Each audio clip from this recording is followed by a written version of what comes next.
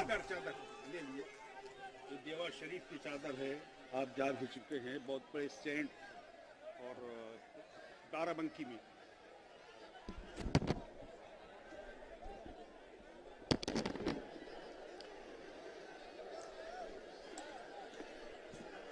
खारगे जी, केसी वेणुगोपाल जी,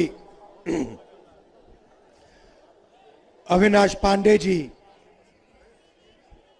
अजय राय जी, जयराम रमेश जी, मोना मिश्रा जी, प्रमोद तिवारी जी, इमरान प्रतापगढ़ी जी, KL Sharma ji, Pradeep single जी, Pankaj Tiwari ji, stage पे Congress party के वरिष्ठ नेता भाइयों और बहनों, प्यारे कार्यकर्ता,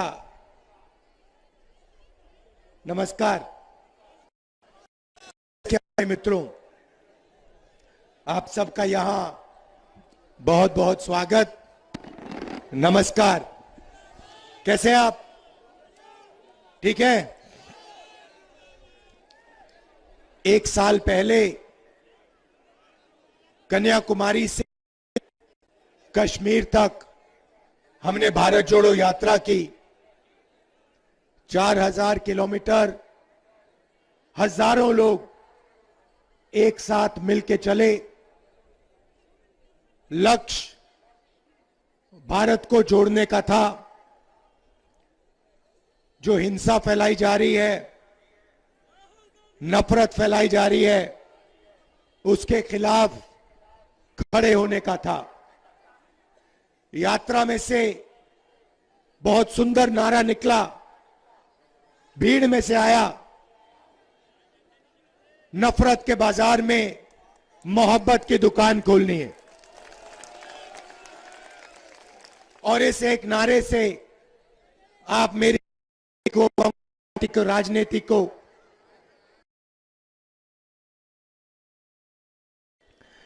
यात्रा पे बहुत सारे लोग हमारे पास आए, किसान आए,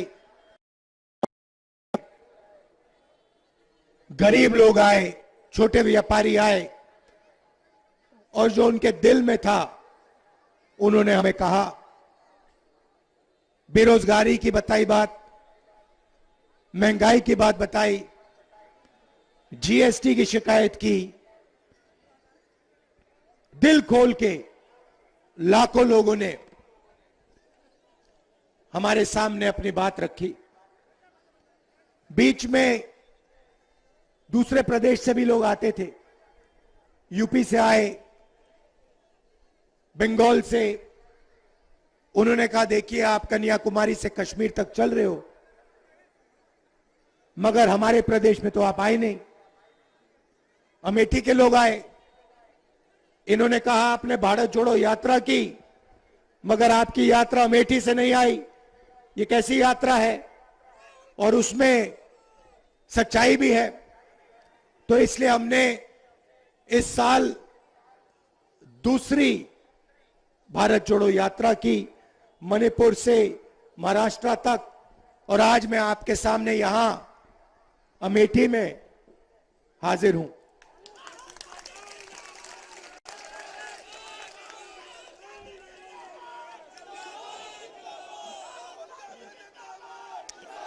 मणिपुर में आग लगी हुई है। मैं आपको मणिपुर के बारे में बताता हूं। वहां पे सरकार ने 2 वर्गों के बीच में लड़ाई करा दी।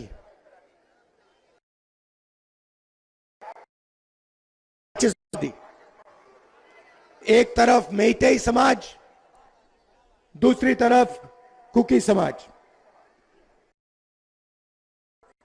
आज नहीं जा सकते। मैं आपको अपनी बात बताता हूं, हिंदुस्तान के एक प्रदेश में क्या हो रहा है।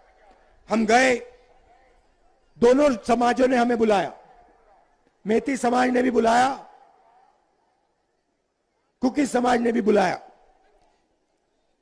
पहली बार मैंने अपने राजनीतिक जीवन में यह ऐसा देखा है, जब हम मेती समाज के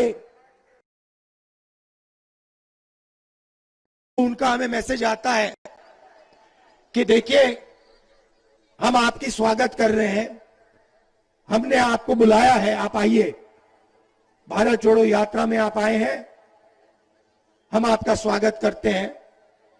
मगर अगर आपकी सिक्योरिटी में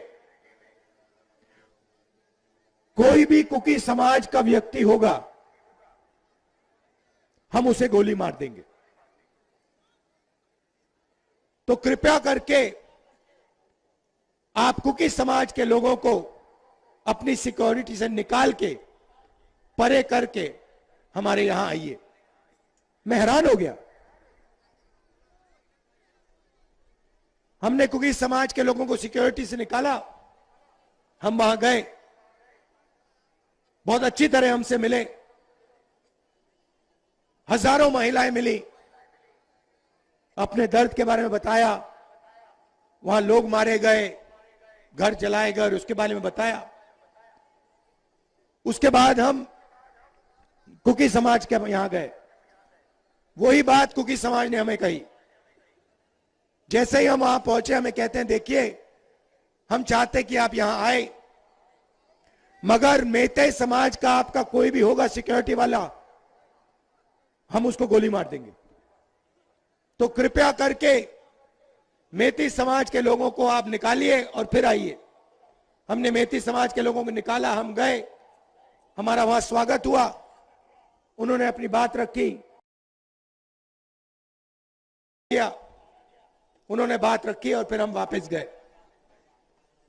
मैं आपको ये क्यों बता रहा हूं, क्योंकि आज मणिपुर में हिंदुस्तान की सरकार का कंट्रोल ही नहीं है। हिंदुस्तान की सरकार अपने सिक्योरिटी में जिसको चाहती है नहीं भेज सकती है। सिविल वॉर हो रखा है, आग लगी हुई है वहां पे, 6-7 महीने से लोगों को गोली मारी जा रही है, और आज तक हिंदुस्तान के प्रधानमंत्री मणिपुर नहीं गए, आज तक जा नहीं सकते। यह हालत है। तो मणिपुर से हमने इसलिए शुरू किया, उसके बाद अरुणाचल, नागालैंड, उड़ीसा, बिहार, झारखंड, हम यूपी आए। कल मैंने देखा अपनी आंखों से वाराणसी में यूपी की सच्ची हालत।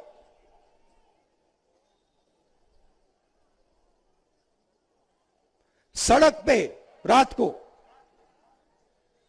हजारों युवा शराब पिए सड़क पे लेटे हुए, वाराणसी में बाजा चल रहा है,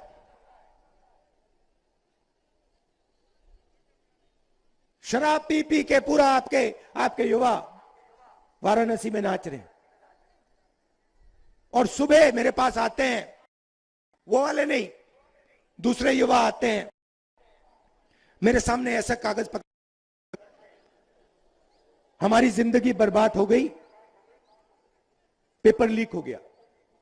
एक पेपर ने एक के बाद एक, जो भी पेपर यहां होता है पेपर लीक हो जाता है। मेरे पास रोता हुआ युवा आता है, कहता है राहुल जी मैंने 5 लाख रुपए कोचिंग सेंटर को दिए, 5 लाख रुपए। मैंने सपना देखा था मुझे रोजगार मिलेगा रेलवे में। एग्जाम के दिन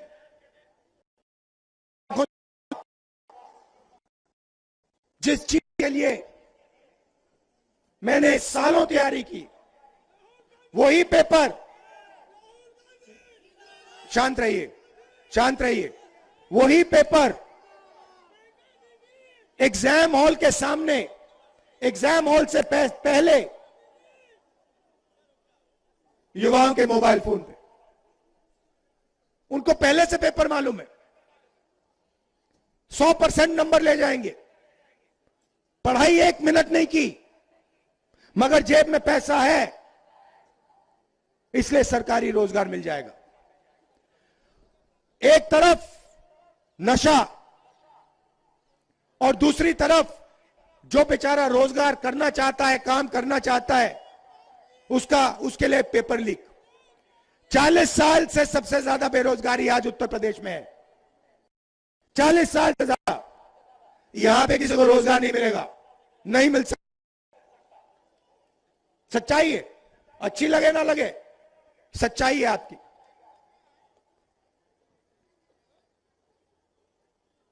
हर मीटिंग में मैं पूछता हूं, उत्तर पिछड़े वर्ग की कितनी आबादी है? आपको मालूम है? हिंदुस्तान पिछड़े वर्ग की कितनी आबादी है जानते हो? 50%। गिनती करो, 50% पिछड़े हैं। दलित कितने हैं? 15%। 50-15 कितना हुआ? 65। 8% आदिवासी हैं। 65 में 8 जोड़ो, कितने हुए? 73। 73% पिछड़े, दलित और आदिवासी। मैंने माइनॉरिटी की बात नहीं की अभी, उनके बारे में नहीं, वो 50% है। ठीक है। अब मैं आपसे पूछता हूं, हिंदुस्तान की सबसे बड़ी 200 कंपनियों में पिछड़ी जात, दलित और आदिवासी कितने मालिक हैं? एक नहीं है, एक नहीं है। मैनेजमेंट टीम में कितने? एक भी नहीं है। ये मीडिया के लोग खड़े हैं यहां पे, मीडिया में 73% के कितने लोग? एक भी नहीं। चलो प्राइवेट अस्पतालों की बात करते हैं, उनके मालिकों में 73% के कितने लोग? एक भी नहीं। चलो उसको छोड़ो, हाई कोर्ट में चलते हैं। 650 हाई कोर्ट के, उसमें 70% के कितने? 650 में से 100। चलो प्राइवेट अस्पतालों की बात करते हैं। वेदांता, एस्कॉर्ट्स, मेदांता, इनमें से आपके कितने मालिक? 0।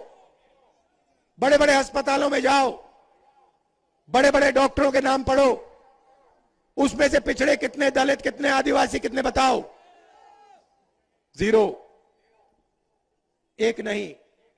सरकार में जाओ, 90 अफसर दिल्ली की सरकार चलाते हैं, आईएएस अफसर हैं, बजट को वो बांटते हैं। 73% कितने? 3 ओबीसी, 3 दलित, 1 आदिवासी, वो भी पिछले कमरे में। बड़े मंत्रालयों में नहीं, फाइनेंस मिनिस्ट्री में नहीं, डिफेंस मिनिस्ट्री में नहीं, वो पीछे कमरे में बंद। 73 आवाज, कहीं भागीदारी नहीं आपकी। अच्छा ये बताओ, 200 सबसे बड़ी कंपनियों का मालिक जनरल कास्ट में व्यक्ति है? एक है।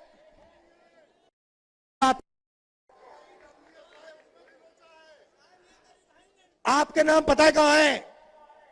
मैं आपको बताता हूं। आपके नाम जुडिशरी में नहीं मिलेंगे, आपके नाम मीडिया में मिलेंगे, आपके नाम प्राइवेट अस्पताल की कंपनियों में नहीं मिलेंगे, प्राइवेट में नहीं मिलेंगे। बड़ी बड़े ब्यूरोक्रेट्स हैं, कमाते हैं, वहां आपके लोग नहीं मिलेंगे। आप आपके लोग मजदूरों की लिस्ट निकालो, मनरेगा की लिस्ट निकालो और दिल भर के अपने नाम वहां पे पढ़ लो।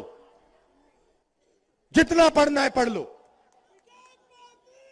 आप मनरेगा में देख लो,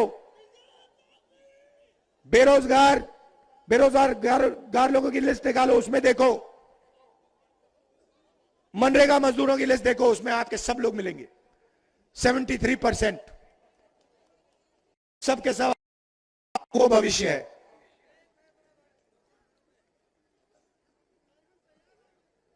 ये हो रहा है आपके साथ। ध्यान भटकाया जाता है आपका।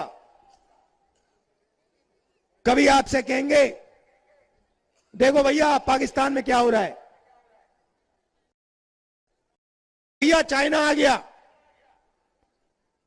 कभी कहेंगे उधर देखो भैया अमिताभ बच्चन नाच रहा है, वो देखो भैया उसके साथ ऐश्वर्या राय नाच रही है। आप लोग इधर उधर देखोगे, ओ हाँ भैया वहां पे पाकिस्तान में बड़ा ओ भैया देखो चाइना में ये हो रहा है, ओ देखो भैया ऐश्वर्या राय नाच गई। मीडिया में आपको यही दिखेगा। 73% की मीडिया में बात नहीं होगी, मजदूरों की बात नहीं होगी, किसानों की बात नहीं होगी। और 24 आज का युवा नशे में। मैंने वहां देखा, बनारस में देखा, सड़क पे देखा। नहीं तो अगर शराब नहीं पी रहा तो फिर इस मोबाइल फोन पे 7-8 घंटा 7-8 घंटा भैया वीडियो देखता रहता है, वीडियो देखता रहता है, एक दूसरे को भेजता रहता है।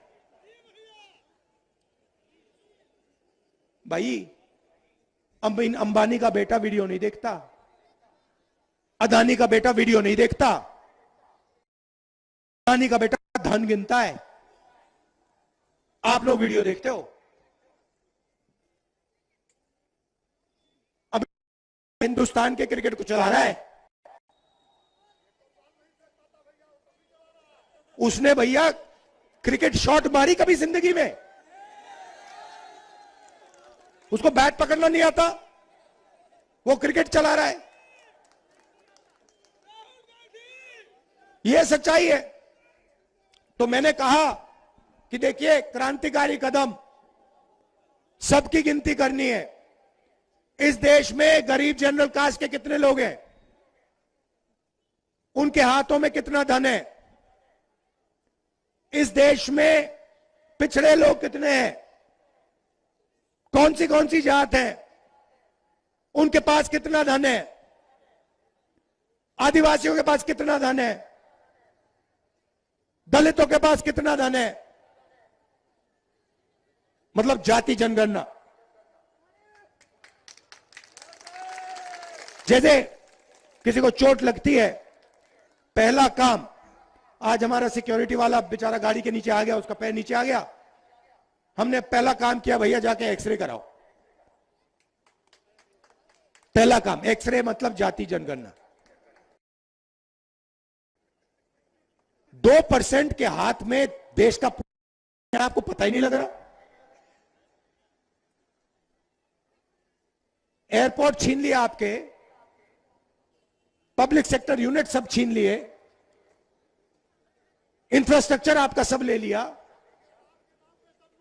आपके स्कूल आपके कॉलेजेस सब उठा के ले गए, आपके अस्पताल उठा के ले गए। 2% लोग हैं, 3% नहीं है। आपने राम देखा ना, धूमधाम से हुआ, देखा ना।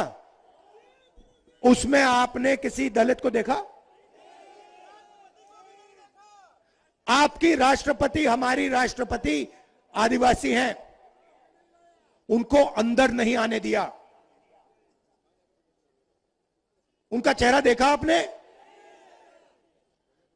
किसी वहां पे किसान का चेहरा देखा, मजदूर का देखा,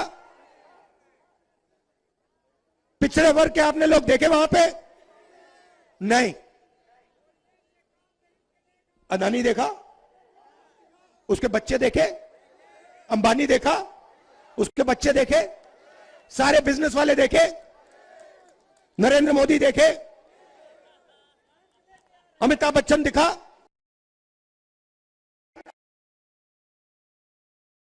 इनका हिंदुस्तान है, तुम्हारा है ही नहीं, तुम्हारा है ही नहीं, तुम बात नहीं समझे, सोए, तुम्हारा हिंदुस्तान है ही नहीं। तुम्हारा काम भारत माता की जय, तुम्हारा काम जय श्री राम, उनका काम पैसे गिनने का, उनका काम प्राइवेट हवाई जहाज में उड़ने का, उनका काम मजे लेने का, आपका काम इधर उधर देखने का। उधर देखो भैया पाकिस्तान में क्या हो गया, ओ भैया उधर देखो अमिताभ बच्चन ने नया डांस मारा, ओ देखो भैया वो प्रियंका चोपड़ा नाच रही है। करते जाओ भैया, करते जाओ, जितना करना है करो, मजे लो, भूखे मर जाओगे सब, भूखे मर जाओगे, सबका टाइम आएगा, कोई नहीं बचेगा, सब भूखे मर जाओगे। नहीं, किसान दिल्ली जा रहे हैं, देखा आपने, वहां पे जैसे युद्ध में ना टैंक को रोकने के लिए दीवार बनती है ना, बड़े बड़े वो बनते हैं लोहे के, वो नरेंद्र मोदी ने लगा रखे हैं। आप फोटो देखी, किसान पुलिस वालों को खाना खिला रहे हैं, किसान पुलिस वालों को खाना खिला रहे हैं, और पुलिस वाले, ये है हिंदुस्तान। आप देखो किसान, समझो, पहले नरेंद्र मोदी जी ने 3 कानून बनाए, उनके जेब में से माल छीनने की कोशिश की। किसान मांग क्या रहा है? किसान कह रहा है हमें एमएसपी दो। इसमें क्या बड़ी बात है? वो 14 लाख करोड़ रुपया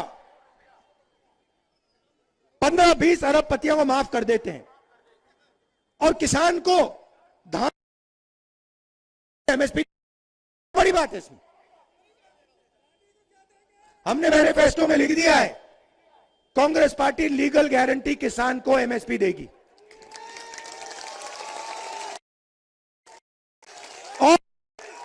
और एक्सरे करेगी भैया, बात समझ लो, एक्सरे होगा, जाति जनगणना होगा, सबको पता लग जाएगा इसमें पिछड़े कितने, दलित कितने, आदिवासी कितने, गरीब जनरल कास्ट के कितने। सवाल पूछ, आपको इधर उधर नहीं देखना, इधर उधर नहीं देखना, आपने सुबह एक सवाल पूछना है। ये सोने की चिड़िया है, इसने अंबानी को इतना पैसा, अदानी को इतना पैसा दिया, आज सुबह इसने मुझे कितना दिया, यही सवाल पूछना आपको, और कोई सवाल ही नहीं है। जिस दिन 73% ने यह सवाल पूछना शुरू कर दिया कि भाई मेरे जेब में से हर रोज ये पैसा निकाल रहे हैं, जीएसटी जा रही है मेरी है, पेट्रोल का पैसा जा रहा है मेरा, गैस सिलेंडर का मेरा, मैं टैक्स में भर रहा हूं, जितना पैसा मैं देता हूं उतना अदानी देता है, मैं 1000 रुपए की शर्ट मैं 18% देता हूं, 73% वाला कहता है, और अदानी 1000 रुपए की शर्ट खरीदता वो भी 18% देता है। तो जितना टैक्स में देता हूं उतना अदानी देता है, उसको लाखों करोड़ रुपए मिल जाते हैं, मुझे 1 रुपया नहीं मिलता, क्यों? यह सवाल पूछना चाहिए आपको। जाति जनगणना से यह सवाल का जवाब आप सबको मिल जाएगा, पता लग जाएगा 73% के साथ हो क्या रहा है। अमेठी आया हूं, इतने प्यार, पुराना प्यार का रिश्ता है, मोहब्बत का रिश्ता है, इसके लिए आप सबको दिल से धन्यवाद। नमस्कार, जय हिंद।